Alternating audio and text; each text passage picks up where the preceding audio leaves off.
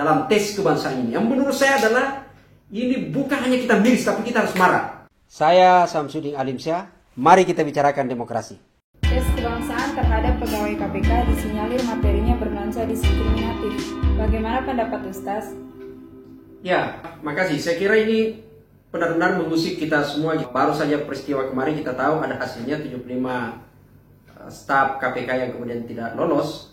Tapi ini bukan persoalan kita hanya sekedar seolah-olah tanggung jawab kita sudah selesai. Kalau sudah menyatakan kita ikut berduka. Ini bukan di situ gitu ya. Saya kira yang dibutuhkan sekarang adalah langkah konkret, advokasi yang nyata, yang terukur, yang tepat, dan yang pasti adalah konstitusional.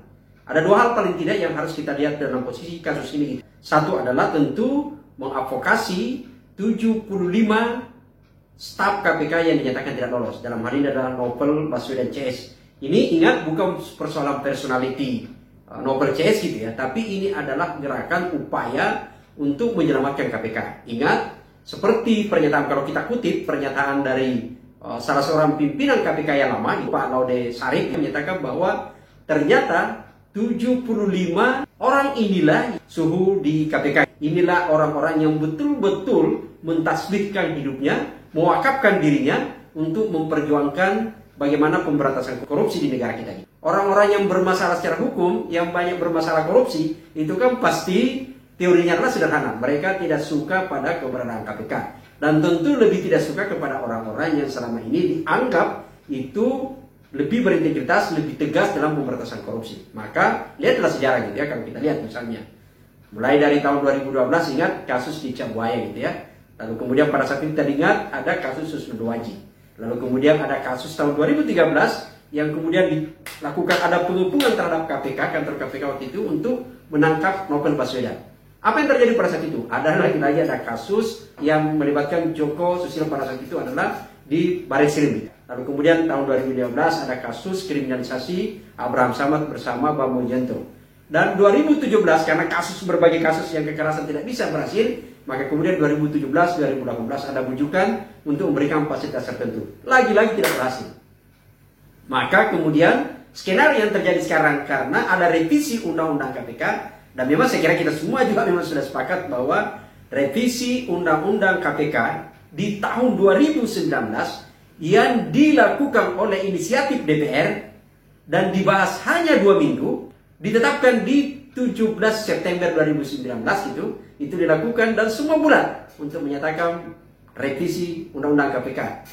Saya kira modusnya apa yang terjadi kita lihat hari ini. Salah satu pasal yang dipersoalkan pada saat itu publik adalah pengalihan status staf KPK, pegawai KPK yang independen itu kemudian dinyatakan harus masuk menjadi aparatur sipil negara. Yang akhirnya jiwa independensi itu tentu akan hilang. Itulah yang terjadi sekarang. Maka lahirlah sekarang untuk mengimplementasikan Undang-Undang KPK yang kita pandang banyak bermasalah. Salah satu modus awal untuk melemahkan KPK itu kemudian dilakukan sekarang ini, yaitu melalui tahapan satu, yaitu adalah tes wawasan kebangsaan. Yang keluarannya adalah hasilnya 75 orang-orang atau staf KPK dinyatakan tidak lolos. Dan 75 orang itu adalah menurut versi Pak Laude, inilah orang-orang yang selama ini justru ikhlas penuh full hidupnya untuk memperjuangkan isu-isu anti korupsi. Tapi apa yang terjadi justru mereka yang dinyatakan tidak lolos. Kita cek sebenarnya, apa sih sebenarnya yang disebut tes kebangsaan itu? Bukankah justru harusnya adalah orang-orang yang anti korupsi itu memiliki wawasan kebangsaan yang kuat? Karena itu adalah mandatori negara kita. Bukan justru orang-orang yang memelihara koruptor atau yang membenci koruptor itu dinyatakan tidak ada jiwa kebangsaan. Kita mengecek di situ apa yang disebut tes kebangsaan. Kalau dilihat di laman asli kantor kepegawaian negara gitu, ternyata wawasan kebangsaan itu adalah itu akan melihat pada tingkat pengetahuan orang berkaitan dengan ideologi bangsa, Pancasila, Undang-Undang Dasar Negara, dan kesetiaan kepada NKRI. Bagi saya sederhana. Dari 3 simpul ini adalah justru pengkhianat bangsa itu adalah yang melakukan korupsi. Mereka inilah yang menghisap sumber daya alam, menghisap keuangan negara, dan memiskinkan rakyatnya. Ingat, pembukaan negara kita menyatakan bahwa segala bentuk penjajahan harus dihapuskan di negara ini. Penjajahan itu salah satu bentuknya adalah memelihara para koruptor. Itu poin pertama. Mengapa kita harus melakukan langkah konkret yang real dan nyata mengadvokasi terhadap hasil tes kebangsaan ini. Tentu sekali lagi adalah dalam bentuk kemanusiaan, dalam bentuk konstitusional. Itu yang kita lakukan. Yang kedua adalah sekaligus menjawab pertanyaan yang tadi, yang berkaitan dengan pertanyaan isi materi dalam tes kebangsaan ini. Yang menurut saya adalah ini bukan hanya kita miris, tapi kita harus marah. Karena tes kebangsaan yang dilakukan oleh institusi negara, tapi kemudian menimbulkan pertanyaan-pertanyaan yang justru bagi saya, bagi kita semua, itu perlu didiskusikan lebih jauh. Karena ada banyak materi-materi pertanyaan dari 29 pertanyaan yang diajukan, itu justru menimbulkan persepsi, mengusik rasa toleransi yang selama ini kita pelihara. Mengusik kepercayaan diri seseorang, privasi seseorang. Misalnya, satu, ketika pertanyaan yang diajukan itu adalah soal jilbab, itu adalah identiti agama. Dan saya kira kita semua sudah sepakat tidak boleh mempersoalkan identiti agama. Karena itu bisa mengusik persaudaraan kita, keberagaman kita, toleransi yang kita semua tentu sama-sama menjaga. Itu poin pertama. Yang kedua adalah ketika membuat pernyataan, pertanyaan yang nyeleneh sampai mempertanyakan kesiapan seseorang untuk poligami, untuk menjadi istri kedua. Apa hubungan pertanyaan soal jilbab, pertanyaan soal kesiapan untuk menjadi istri kedua dengan soal kebangsaan?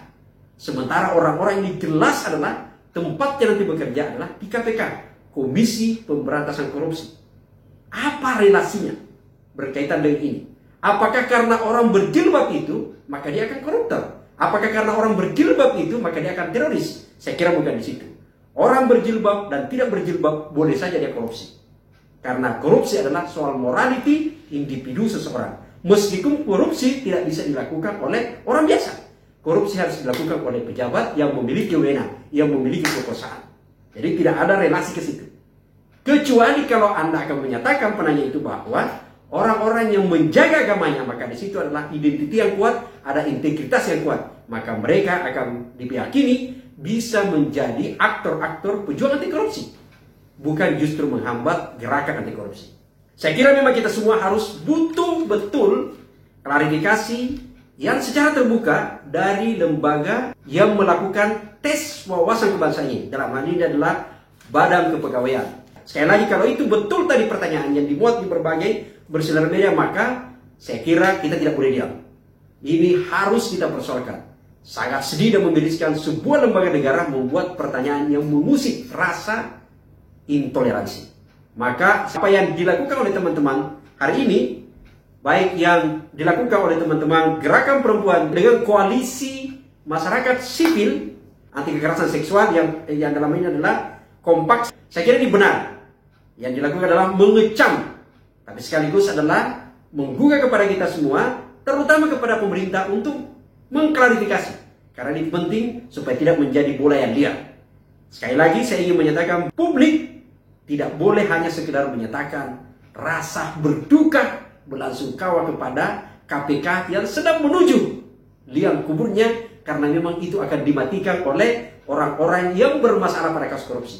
Ingat, tidak ada koruptor yang senang pada keberadaan KPK. Apalagi kalau KPK berkinerja baik.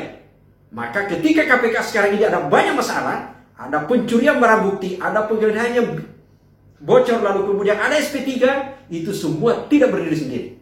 Semua itu adalah bagian dari skenario yang bermula dari pelemahan undang-undang KPK.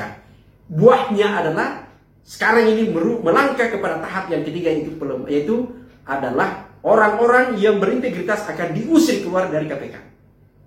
Sayangnya, menurut saya ini terlalu kasar caranya, karena menggunakan tes wawasan kebangsaan. Dan yang lebih bermasalah adalah karena soal-soal yang diajukan wawancara dalam wawasan kebangsaan itu adalah justru menimbulkan berbagai hal, terutama yang berkaitan dengan toleransi dan bias gender. Ini penting, karena ini adalah bisa dikategorikan menghina perempuan.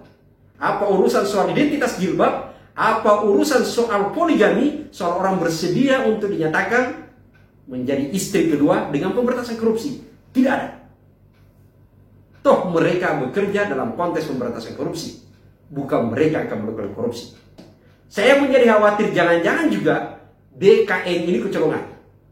Meng-hire seseorang atau mengambil lembaga lain atau siapapun dia yang diminta untuk membuat pertanyaan lalu kemudian kecolongan di situ. Sehingga sekali lagi penting klarifikasi soal kebenaran tidaknya pertanyaan itu. Kalau itu kemudian didiamkan saja, makin akan menjadi bola liar. Implikasinya adalah demokrasi kita